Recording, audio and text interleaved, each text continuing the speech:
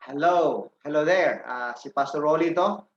Ah, Meron akong i-share sa iyo na napakaganda na talagang kailangan natin ngayon. Kagabi, yung unang meeting namin sa online, okay, Care Group Ministries, 11 kataong umattend. Nakikita niyo diyan. Dito, family ni Pastor Reven, 4 sila. Family ko, dito, 5 kami, si Arlene at saka si Erlyn. Every Thursday ginagawa ito. Okay? So, yung theme natin is I Will Go.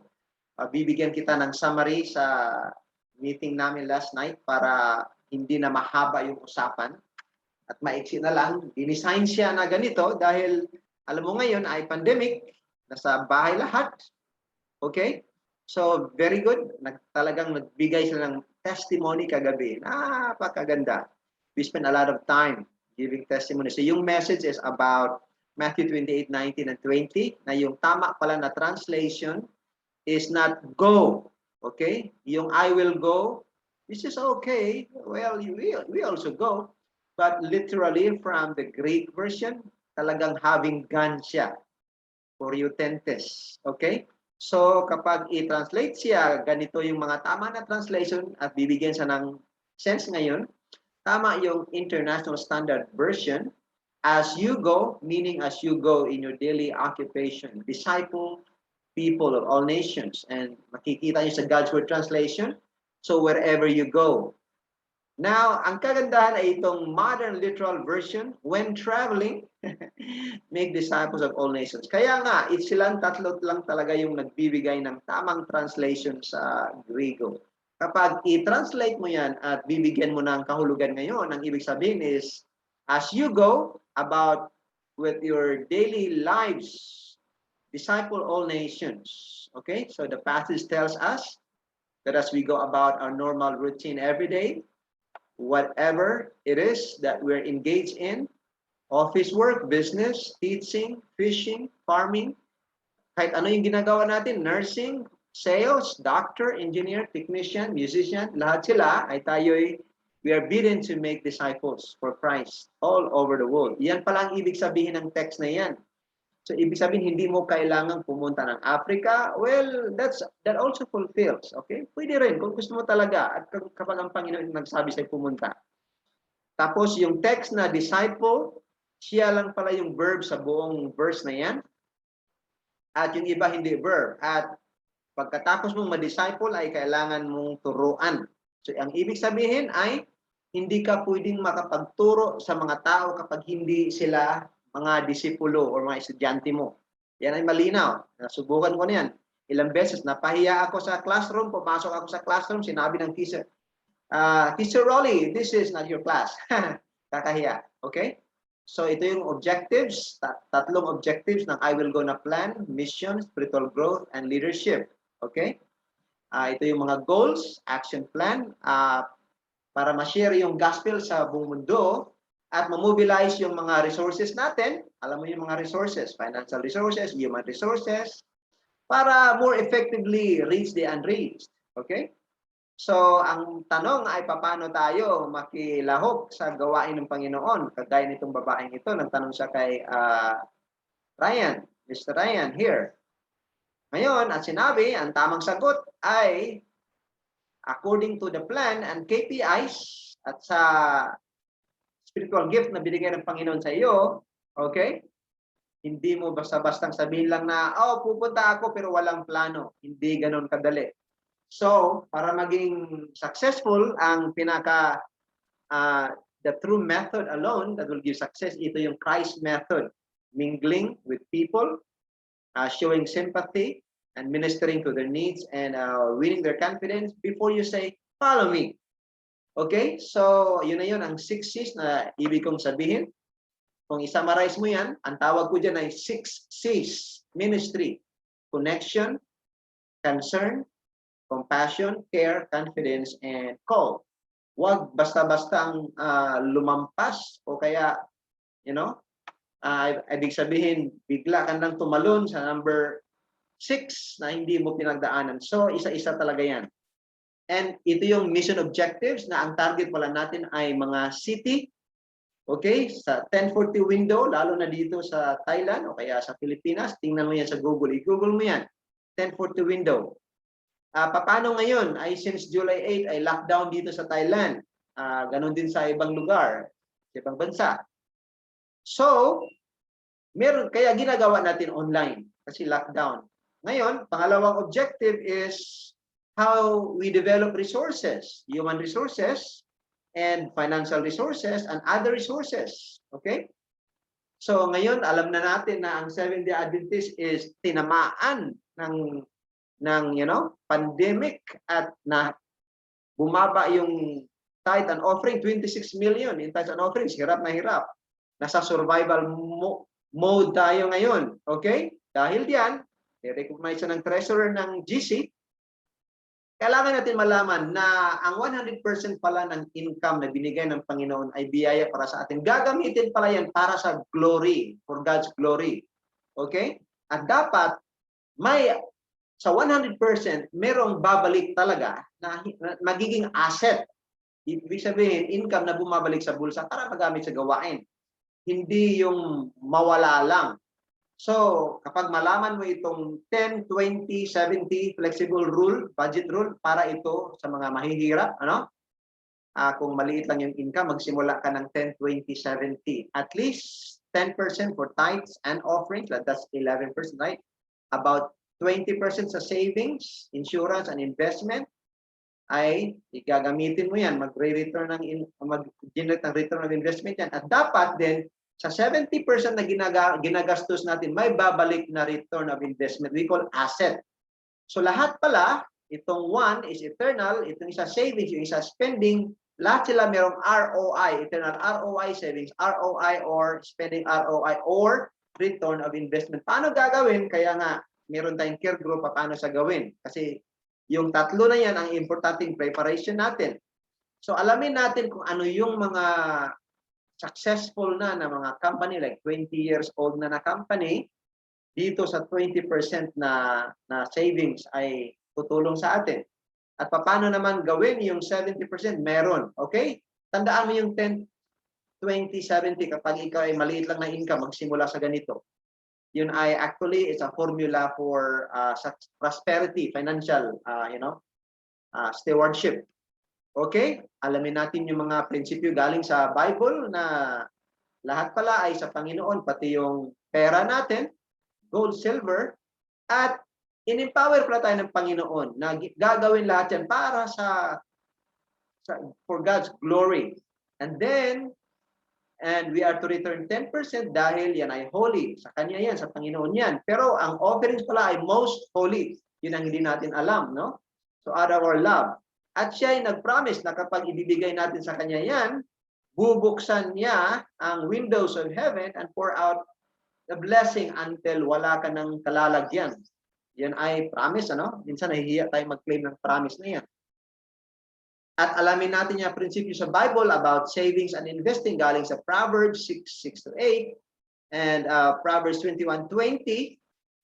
And even dito sa investing sa Matthew 25:26-27, biblical pala yung investing, Hindi natin alam. At hindi lang investing, pati diversification. Sa Ecclesiastes 11:2, ibig sabihin, hindi lang isang income. Kasi kung isa lang income, panahon nitong pandemic, ay delikado, mga kaibigan, mga kapatid. Dapat 7 or 8 or even more. Kaya nga tama talaga si Warren Buffett, na mayroon siyang more than 60 companies. Dahil kung isa lang ang income mo, parang isa lang kalalagyan ng itlog, anong mangyari? Kung mabasag yan, mabagsak yung income mo, lahat yun ng mga gastusin like savings, family, inheritance, house, property, lahat-lahat na yan. Basag lahat yan. Maliban lang sa basag na. So, pwede mo siyang i-increase from 10, 20, 70 to 15, 10, 75. Increase mo yung offering, increase mo yung savings, i-reduce mo yung expenses hanggang sa magkaroon ka ng passive cash flow or income. Okay? Ngayon, pwede kang akyat sa 15, 15, 70, magiging 20, 15, 65, magiging 20, 20, 60, hanggang sa umabot ka ng 30, 20, 50. Pag umabot ka na sa ganitong budgeting rule, ibig sabihin talagang binayaan ka na ng Panginoon ng maraming biyaya na kailangan sa gawain ng Panginoon. Sa pamilya mo, gawain ng Panginoon sa ibang tao, gawain ng Panginoon sa soul winning. And so, ang purpose pala niyan ay when God blesses you financially, don't raise your standard of living, raise your standard of giving. Kasi ang gawain ng Panginoon, mga kapatid, ay talagang kailangan. Ngayon, ang asawa ko meron siyang page para sa yung 20% of your monthly budget sa savings. Right? Remember? Financial literacy, kailangan mong matuto. Okay? So, ibig sabihin, hindi ka matuto kung hindi ka mag-aral. Financial literacy. Pupunta ba ito ng school? Hindi. Seminar lang po siya. Okay? Attend ka dito. Meron silang mission at campaign sa 30 million Filipinos. Ito para sa mga Filipinos.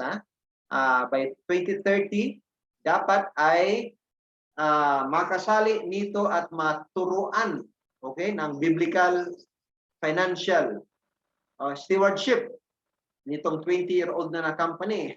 Paano magiging scam yan na 20 years old na yan? Okay, so ito yung daily na seminar. Mamimili ka from Monday through Friday, lang 8 a.m., 2 p.m., 7 p.m., 9:30 p.m., 12 midnight. Maliban lang sa Saturday, sa araw, kung hindi pa sunset, hindi tayo pwede. Okay? So, mamili ka ng schedule. Alright? And we will give you the password. Ito yung password niya, no? TRMMMOFC. Dito ka mag-umpisa.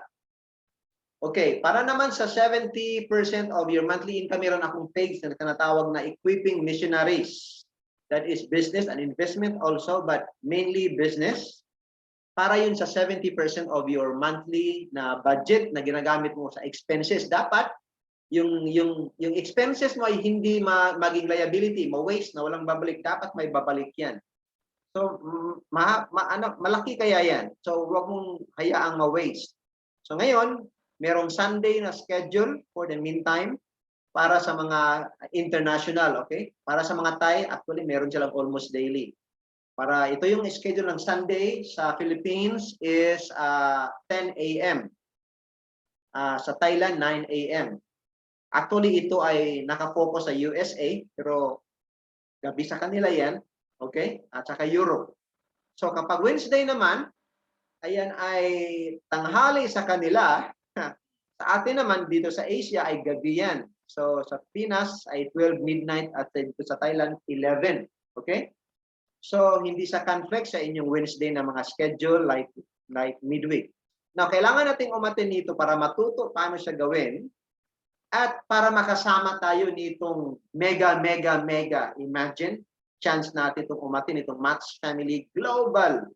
For thousands upon thousands, actually even, I think it's millions. Thousands upon thousands of these leaders worldwide. Imagine, nakita mo yan? So, i-contact mo ko, paano siya gawin?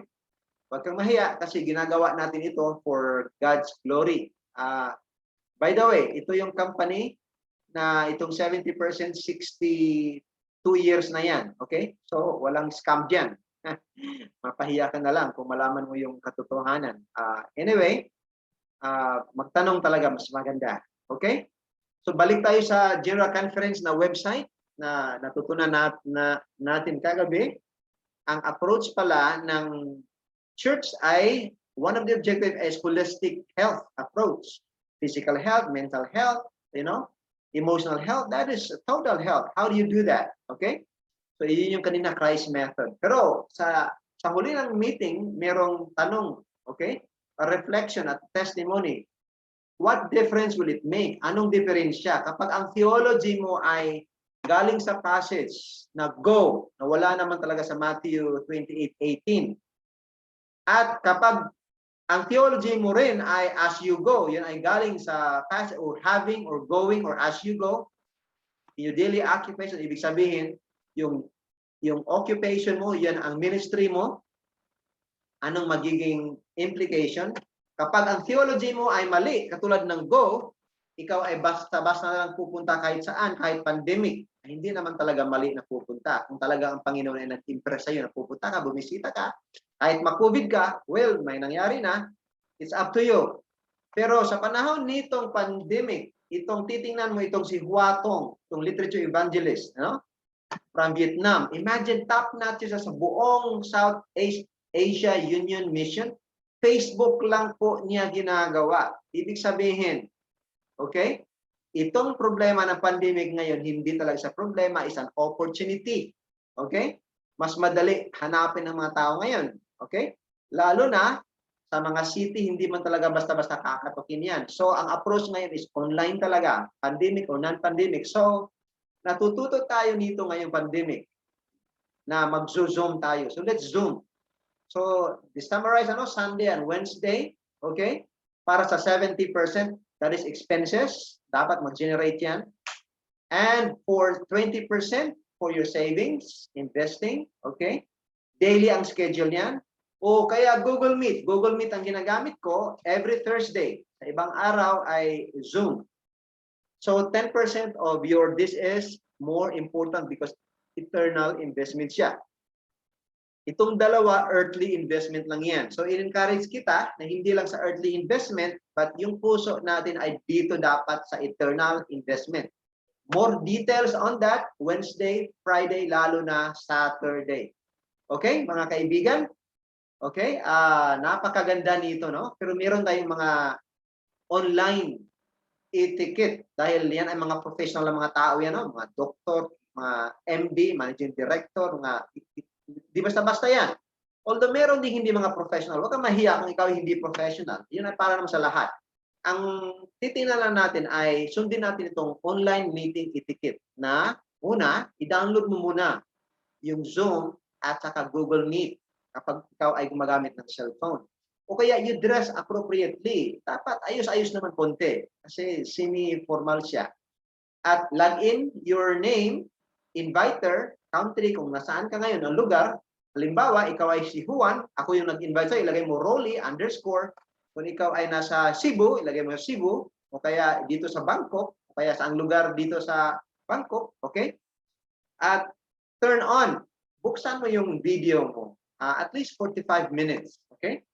At dapat walang ingay, wala kang distraction, walang disturbance. And turn off your audio kapag hindi ikaw yung nagsasalita at i-turn on mo lang kapag you are asked to speak. Okay? So, mga kaibigan, you can like, subscribe, or comment below. May tanong ka, or sabihin mo sa akin, i-share mo ito para makatulong sa iba. Okay? So, this is a big blessing to you and your family. And huwag kalimutan. Okay? Huwag kalimutan. Prepare, prepare, prepare for the disaster, hindi lang sa pandemic, even for the disaster, for the coming Sunday law, bago tayo tumakbo sa bundok. Okay? Prepare, prepare, bago tayo magkasakit at mag-COVID. Prepare, prepare, prepare, bago sumakit ang ulo natin sa hospital. Okay? Prepare, prepare, prepare. Or bago tayo kunin ni Lord at bago dumating ang Panginoon. So, I'll keep praying for you. And see you in those meetings, especially our care group. You know, care group yung Thursday is a care group. See you in care group there. Dadalhin mo yung pamilya mo. Mas maganda, magdala ka ng family, mga kaibigan. At yan ay napakaganda para tayo dumami at maraming mabibiyayaan nitong blessing. Okay? Ma-fulfill natin ang gawain ng Panginoon. God bless you.